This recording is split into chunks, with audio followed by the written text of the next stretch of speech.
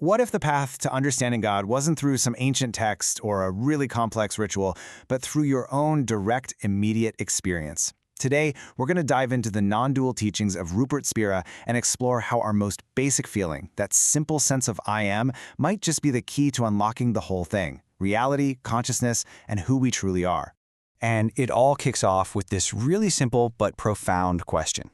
How can I easily connect to the presence of God?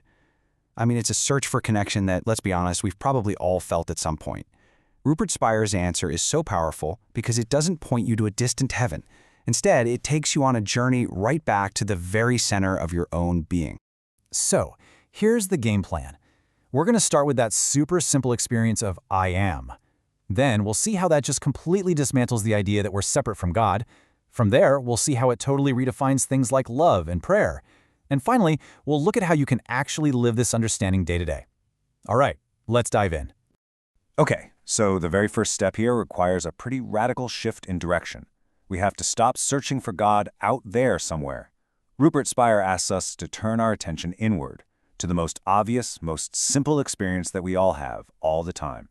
And seriously, I want you to consider this for yourself right now.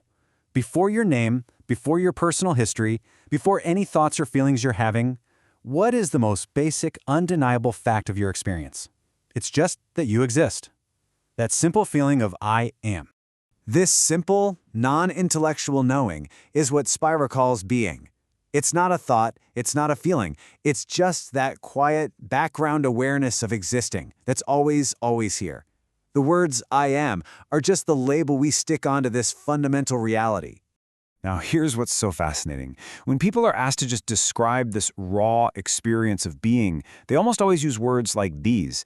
It's utterly intimate. I mean, what could be closer to you? And yet, notice the paradox here. The qualities are completely impersonal. They have nothing to do with your personality or your life story. They're universal. And this is where it gets really profound. In so many mystical traditions, I am is considered the name of God.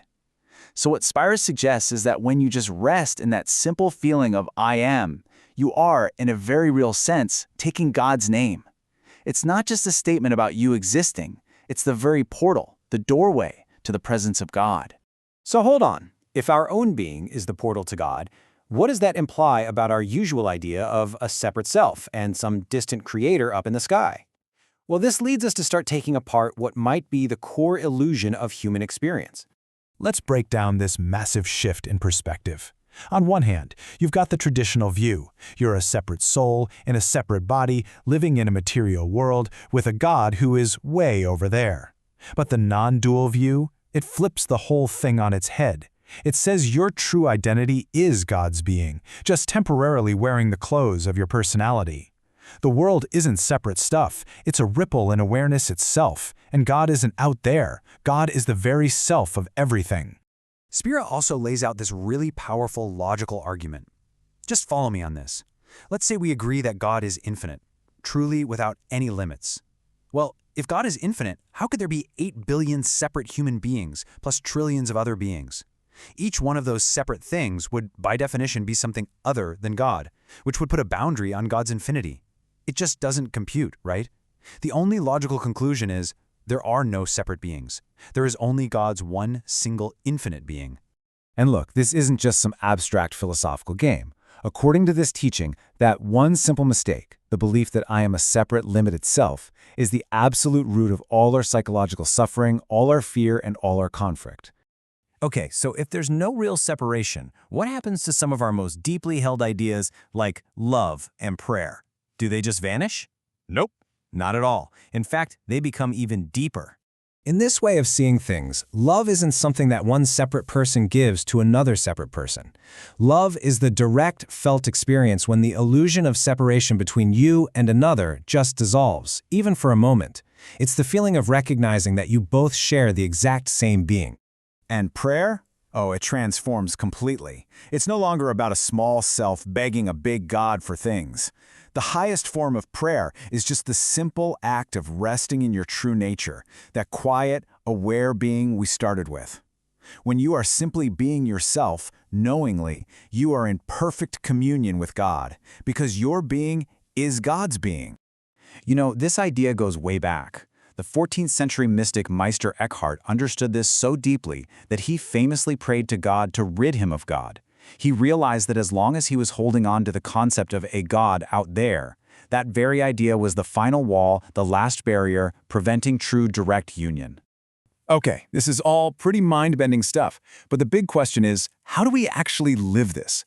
How does this understanding change things when you're stuck in traffic or dealing with a difficult coworker? Well, Spira offers some really helpful analogies to make this tangible. These metaphors are just fantastic. Think about it. Are you the character in the movie getting thrown around by the plot? Or are you the screen that the whole movie is playing on, untouched?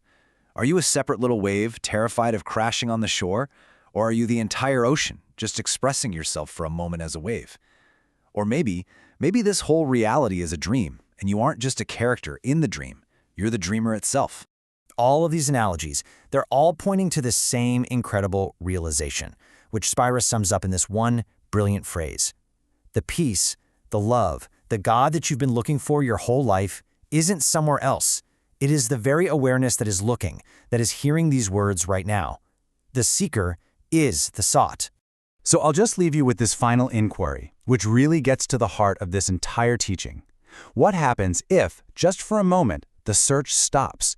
What is actually present when you give up trying to find a connection to God, and you simply recognize the silent, aware being that you always already are?